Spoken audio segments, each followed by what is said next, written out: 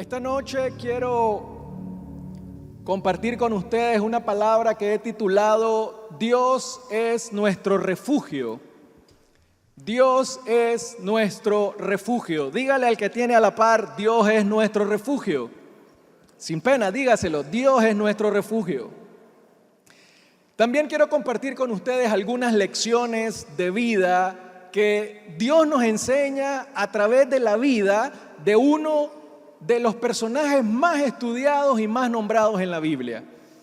Estoy hablando del rey más grande que tuvo Israel, el pueblo de Israel, y que la Biblia lo describe por medio del Espíritu Santo como un hombre conforme al corazón de Dios. Yo me pregunto cuántas personas pensaron justo antes de leer la historia cuando David mata al gigante Goliat, que inmediatamente después ocuparía el trono. Nosotros vemos una historia como esa donde David se encuentra con Goliat, lo derrota de una manera milagrosa y seguramente pensaríamos de que justo después de esa gran victoria David ocuparía el trono y se convertiría en el rey más joven de la historia de Israel. En realidad, la secuela de la muerte del gigante condujo a David a uno de los valles más largos, profundos y oscuros de toda su vida. Y es que la vida definitivamente es así. La vida es rebotar como las pelotas rebotan de un lado a otro y de un momento a otro, de una emoción a otra. Un día nos encontramos felices porque conseguimos un trabajo y al día siguiente llegamos con la noticia que nos han despedido. Un día, sin previo aviso, nos levantamos viviendo una vida completamente sana y al día siguiente recibimos un diagnóstico médico grave. Esa es la vida. Como decía un programa infantil en mis tiempos, la vida es así.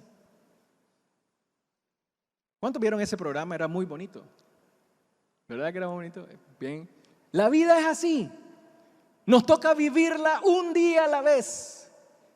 Eso es una vida de fe, un día a la vez. Jesús dijo, así que no os angustiéis por el día de mañana, porque el día de mañana traerá ya su propia preocupación.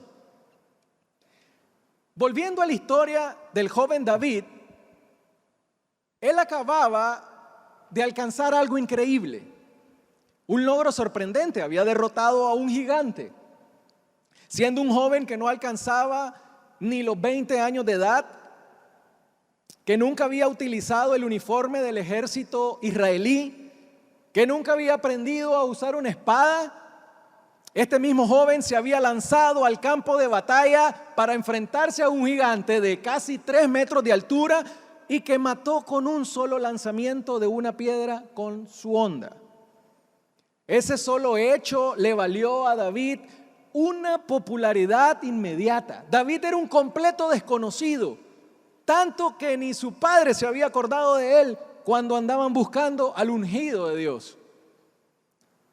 Pero este hecho le valió una popularidad inmediata y se convirtió en un héroe nacional. El pueblo le cantaba alabanzas. El rey Saúl lo enriqueció y no solo lo enriqueció, sino que lo hizo su yerno. Le entregó a su propia hija. David pasó de ser un pastor de ovejas a alguien permanente en la corte del rey. A David la vida le estaba sonriendo. Sin embargo, esto le duró muy poco. Acompáñame a leer el primer libro de Samuel en el capítulo 18. Primera de Samuel, capítulo 18, versículos del 6 al 8. Dice así: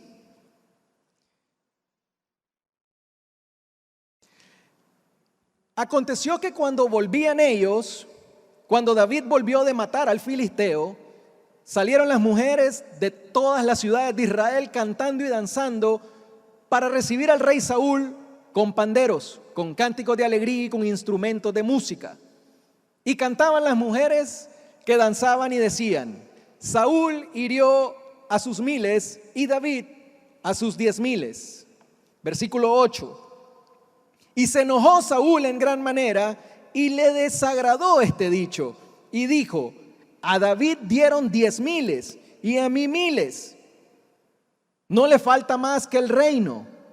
Y desde aquel día Saúl no miró con buenos ojos a David. David está viviendo uno de los mejores momentos de su vida.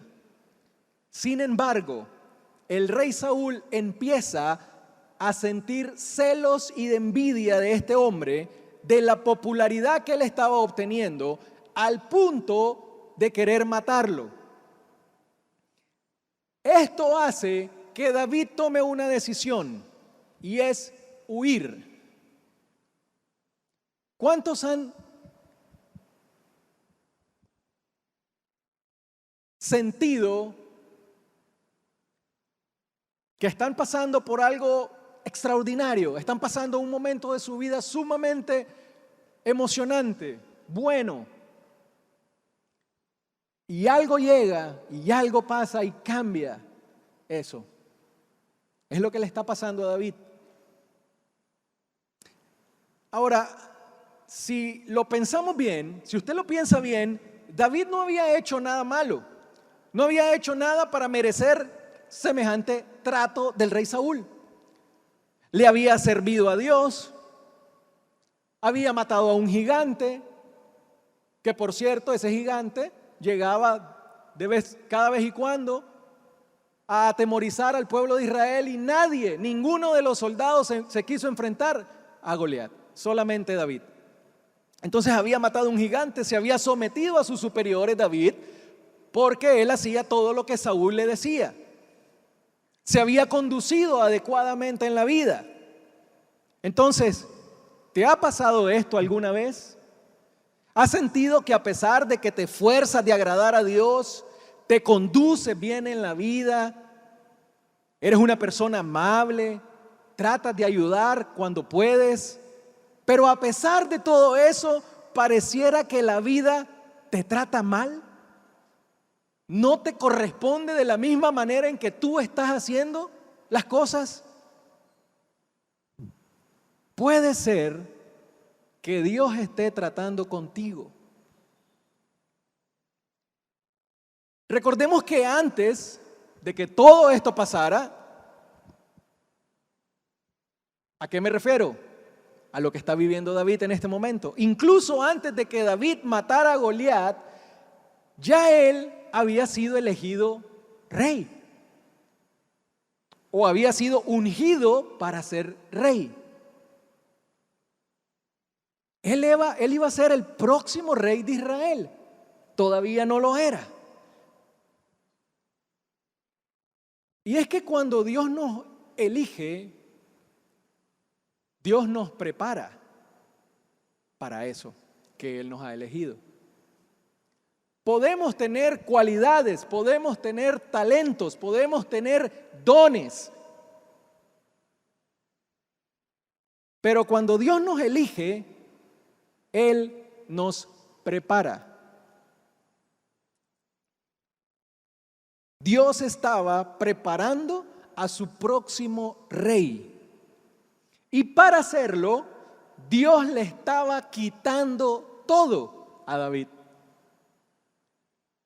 ¿Cómo? ¿Cómo es posible que una persona que se dice ser conforme al corazón de Dios, Dios le esté quitando todo? David, después de haber logrado una gran victoria, Dios empieza a tratar con él y le empieza a quitar todo, porque él tiene que huir. ¿Dónde estaba David cuando empezó a vivir este proceso? David dejó su posición. David no era cualquier gato en el ejército de Israel. David era jefe, era soldado. era también el que estaba con el rey Saúl y le tocaba el arpa para calmar sus demonios. Donde estaba David era en una posición privilegiada. Estaba donde el mismo rey estaba. Entonces él tiene que dejar su posición, pero también deja su familia. Porque cuando Saúl lo llama a servirle a él, él ya no puede volver donde su familia. Y recordemos que él se casó con la hija de Saúl, pero él tiene que huir y deja a su esposa. Dios le quita su posición, Dios le quita su familia y deja también a sus amigos de confianza. El hijo de Saúl era el mejor amigo de David. Y peor aún, no bastando todo eso, a veces pareciera que Dios se empecina en hacernos mal a nuestros ojos. Pero a los que aman a Dios, ustedes se lo saben, todas las cosas, ¿qué? A nuestros ojos podemos creer que Dios está haciendo malo con David. Le quita su posición, le quita su familia, lo deja sin amigos y peor aún, el mismo David pierde respeto por sí mismo. Mire lo que dice 1 Samuel 21, ahora un poquito más adelante. 1 Samuel 21 en el versículo 10 al 15. Vamos a leer. Y levantándose David aquel día, huyó de la presencia de Saúl. ¿Cuál día? El día que Saúl quiso matarlo. Huyó de la presencia de Saúl y se fue a Aquis, rey de Gat. Y los siervos de Aquis le dijeron: ¿no es este David el rey de la tierra?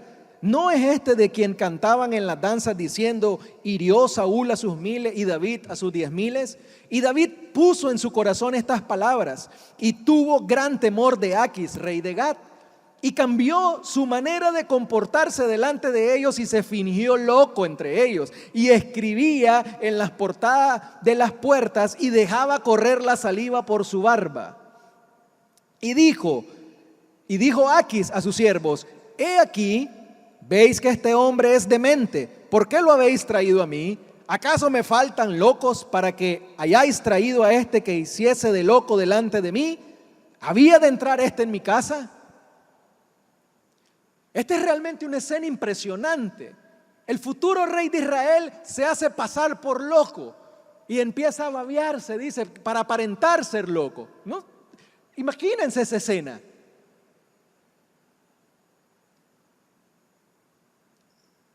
El futuro rey de Israel ha tocado fondo. Y ni aún en el campamento enemigo lo quieren recibir. Ni aún en el campamento enemigo encuentra refugio, encuentra alivio. Aún de ahí lo echan. Qué mal, qué grave lo que le está pasando a David.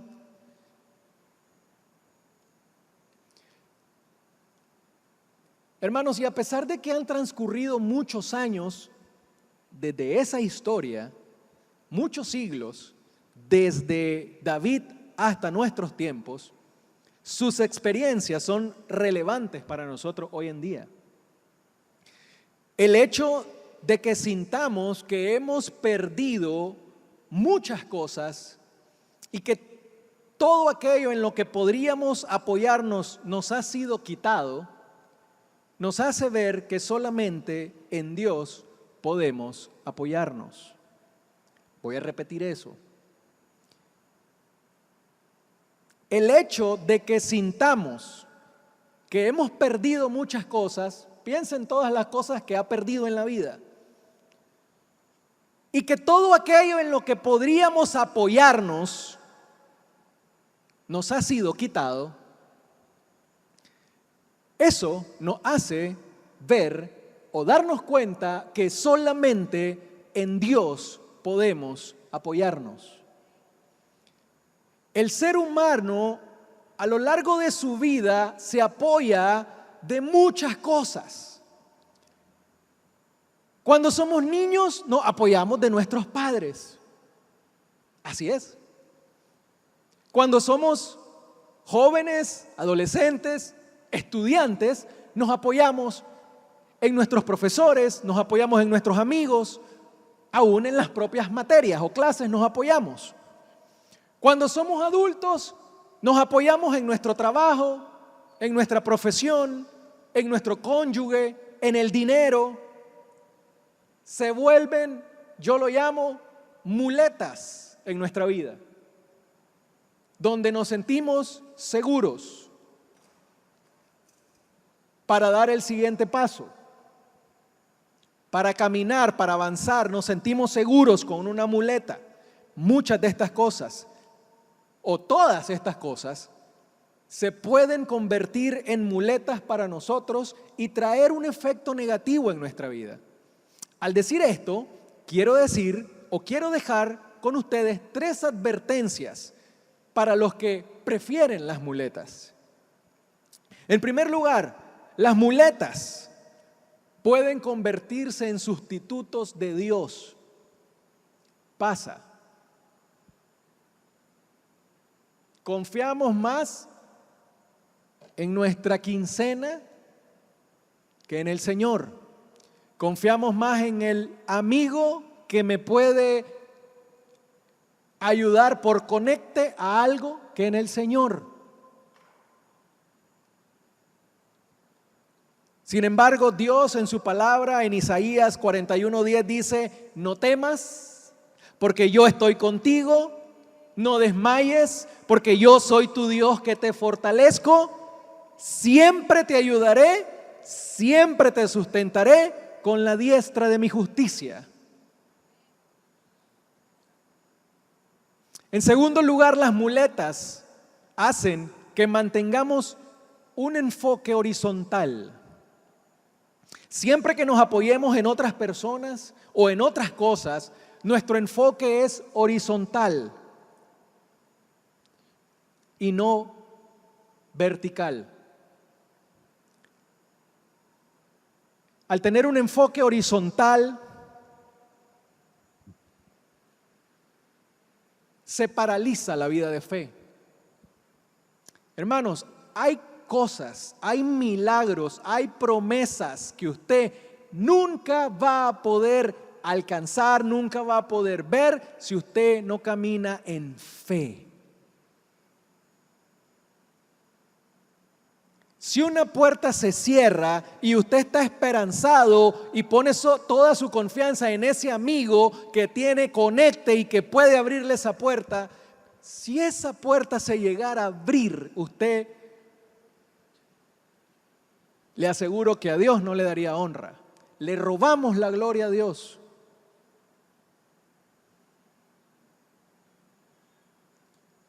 Pero cuando usted se le cierra una puerta y usted cree ese versículo de que el que ama a Dios, todas las cosas ayudan para bien, y creo de que Él siempre va a ser el que me fortalece, el que me ayuda, el que me sustenta, yo no me desespero. Y cuando vea una puerta abierta, sabré a quién darle gloria, sabré a quién darle gracias.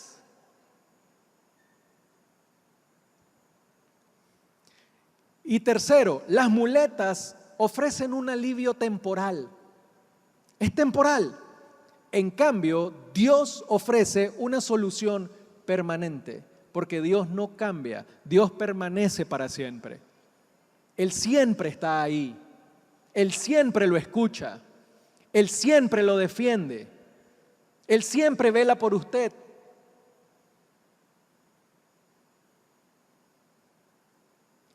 Es probable que en este momento usted esté atravesando un proceso de quedarse sin muletas.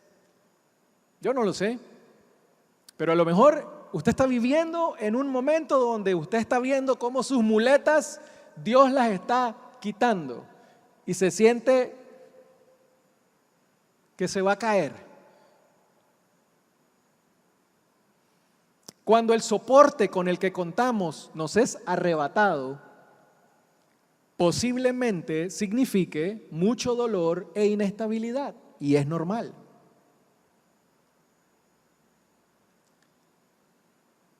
Para un joven, por ejemplo, puede ser traumático el hecho de un romance truncado.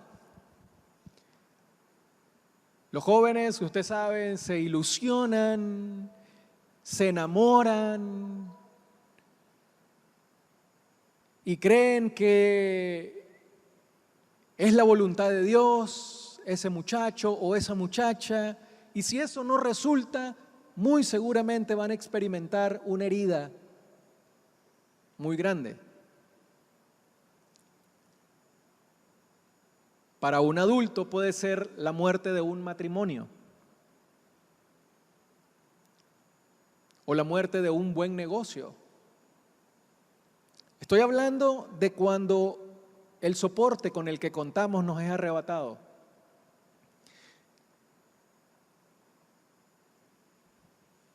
Finalmente, hermanos, recuerden, Dios está puliendo a su rey.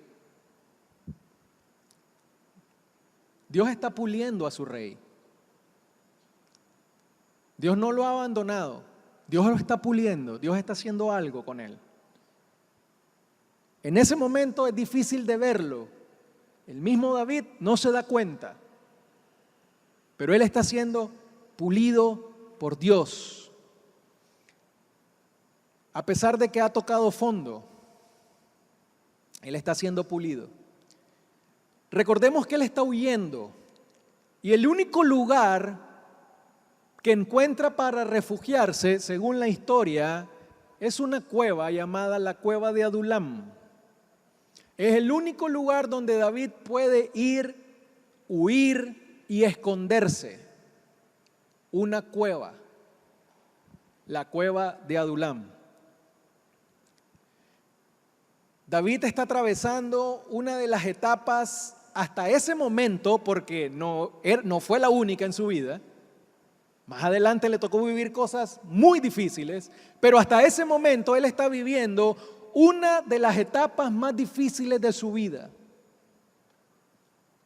Para entender cómo se sentía David en ese momento, miren lo que dice el Salmo 142.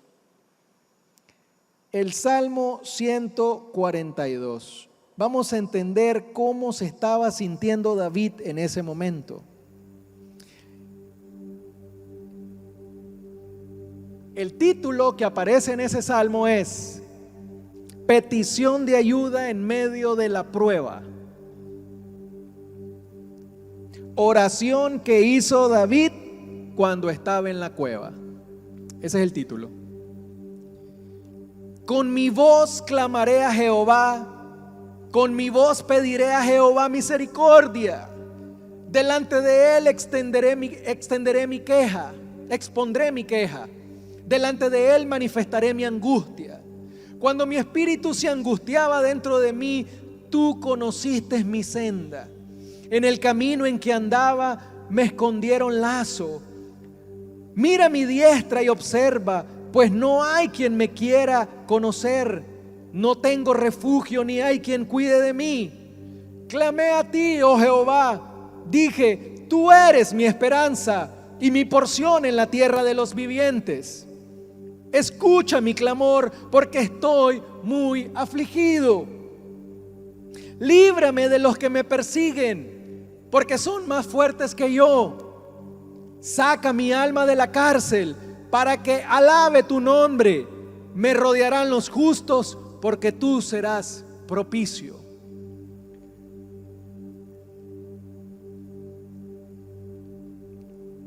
¿Qué podría estar sintiendo David? ¿Cómo se podría estar sintiendo? ¿Cómo puedes estarte sintiendo hoy tú? ¿Cómo te sientes con esa situación? ¿Cómo te has sentido?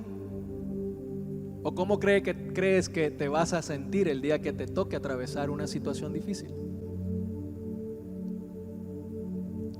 David no tenía ninguna seguridad.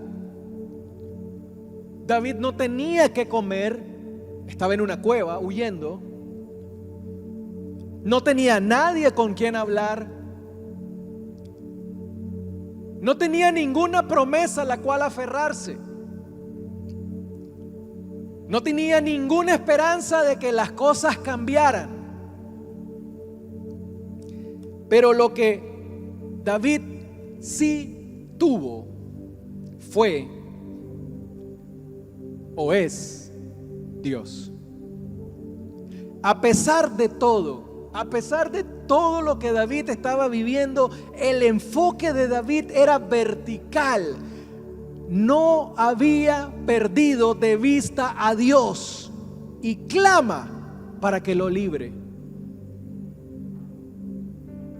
Y esto es lo que todos nosotros deberíamos de aprender. Si hay algo que tenemos que aprender de todo lo que hemos hablado, es precisamente hacer eso. Sin importar el tamaño de la cueva en la que te encuentres, sea grande, sea pequeña, sea profunda, no pierdas tu enfoque vertical. Pon tu mirada en Dios, clama a Él y Él te responderá. No sé dónde te encuentras, pero sí te puedo decir que si tú clamas a Dios, Él te responderá.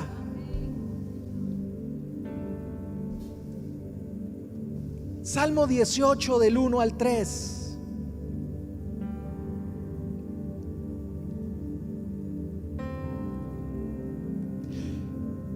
¿Qué podemos hacer? ¿Qué puede hacer usted en medio de una situación difícil donde está perdiendo muletas, donde ha perdido cosas que para usted son importantes, donde ha recibido noticias que nadie quisiera recibir nunca? ¿Se acuerdan que cuando empecé aquí dije que a todos los que le recibieron, a los que creen en su nombre, Dios les dio potestad de ser sus hijos? Usted es hijo de Dios. Usted tiene un padre que lo cuida. Si usted tiene hijos, usted va a entender un poco mejor el amor del Padre, porque como padres damos todo por nuestros hijos. Y la Biblia dice que si ustedes, siendo malos, saben dar buenas cosas a sus hijos, ¿cuánto más nuestro Dios no nos dará todas las cosas?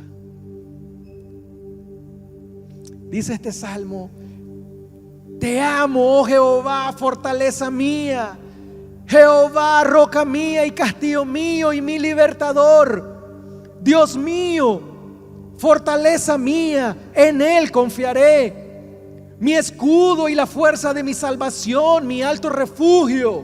Invocaré a Jehová, quien es digno de ser alabado, y seré salvo de mis enemigos. Cuando el Dios soberano nos reduce a la nada, es para dar un nuevo rumbo a nuestra vida, no para acabar con ella. ¿Me oyó? Cuando Dios soberano, cuando ese Dios soberano nos quita todo, no es para acabar con su vida. No, no lo vea de esa manera. Es para dar un nuevo rumbo a su vida. No sé qué dirección lleva su vida, pero si usted está atravesando algo, sepa que Dios está enderezando senda en su vida.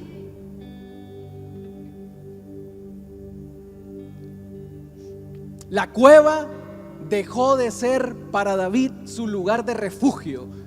Y aunque pareciera increíble, esa cueva maloliente, fría y húmeda, Dios la convirtió en el centro de entrenamiento. Y mire algo, wow, es que esa cueva no solo fue el centro de entrenamiento para David. La Biblia dice que ahí en esa cueva se formaron los futuros valientes de David.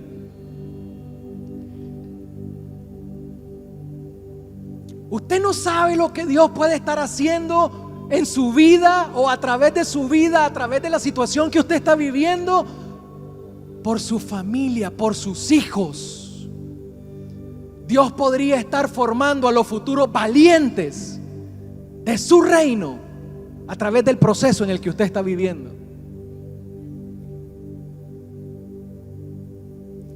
Dios quiere que recordemos, y con esto termino, hermano. Dios quiere que recordemos, aunque todo a nuestro alrededor parezca que se está cayendo a pedazos, Él quiere que tú sepas lo siguiente: Él sigue siendo Dios. Él sigue sentado en su trono. Sus promesas siguen estando allí para nosotros. Él sigue siendo nuestra fortaleza. Él sigue siendo nuestra roca firme. Él sigue siendo nuestro castillo. Él sigue siendo nuestro libertador. Él sigue siendo nuestro escudo. Él sigue siendo la fuerza de nuestra salvación. Él sigue siendo nuestro alto refugio.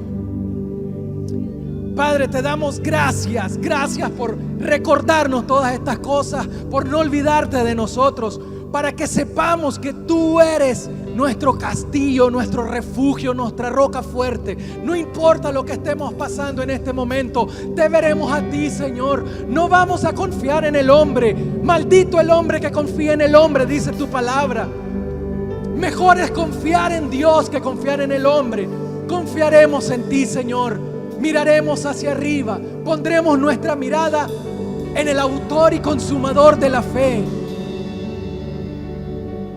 Clamamos a ti, Señor. No te olvides de nosotros en medio de la dificultad que podamos estar pasando.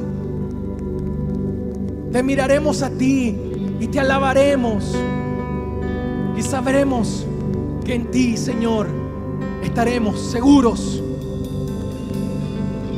Esta noche, Señor, te bendecimos, te alabamos, te glorificamos. Te decimos gracias por haber enviado a tu Hijo Jesús a morir por nosotros, por haber enviado a tu Espíritu Santo a que nos enseñara todas las cosas acerca de ti, a darnos una nueva esperanza, nueva vida, a hacer de nuestra vida algo mejor, a enderezar nuestro camino, a enderezar nuestra vida. Si veníamos caminando chuecos, Señor, en la vida, tú te encargas de corregir nuestros pasos. Gracias, gracias, gracias, Señor. Te bendecimos esta noche y te damos toda la gloria a ti, en el nombre de Jesús. Amén y amén.